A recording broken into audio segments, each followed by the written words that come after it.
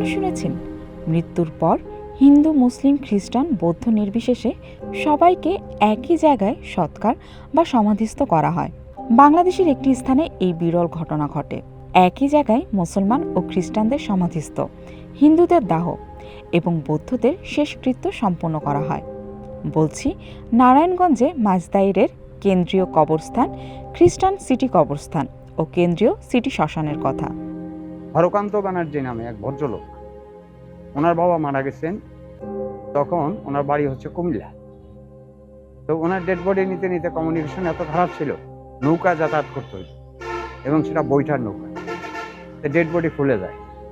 খুলে যাওয়ার পরে উনি সিদ্ধান্ত নেয় যে যেহেতু নারায়ণগঞ্জে হিন্দু, মুসলিম, বৌদ্ধ, খ্রিস্টান দাহ বা কবরস্থান করার মতো কোনো জায়গা নেই, তখন উনি ওনার নিজের পৈতৃক যে সম্পত্তি, সেই সম্পত্তির উপর সব ধর্মের এই শেষকৃত্য অনুষ্ঠান যাতে সুন্দরভাবে হয় সেই ব্যবস্থা উনি করেন।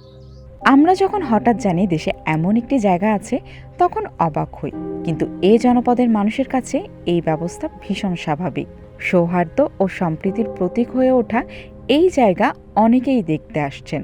এত সুন্দর লাগে, যেমন শ্মশানটার মধ্যে আসলে যেমন শান্তি, কবরস্থানে গেলে যারা যায় কবরস্থানে তাদেরও শান্তি লাগে। এটা শান্তির জায়গা, এটা অশান্তির জায়গা না, এটা শান্তির জায়গা।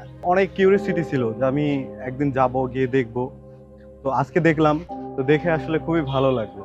এখানকার লোকজনের ভাষ্য, মৃত্যুর পর মানুষের কোনো ধর্ম থাকে না, সব এক। ধর্ম তো ভিন্ন, নিয়মকানুনটা অনেকটা মুসলিমদের মতোই দেখলাম।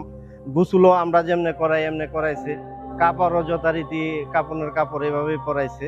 শুধু ডিফারেন্স যেটা, সেটা হলো আমরা বার্সাটাই দিই, ওনারা বার্সাটাই না দেয়া বাক্সবন্দি করে ওই বাক্সর উপরে মাটি দেওয়া।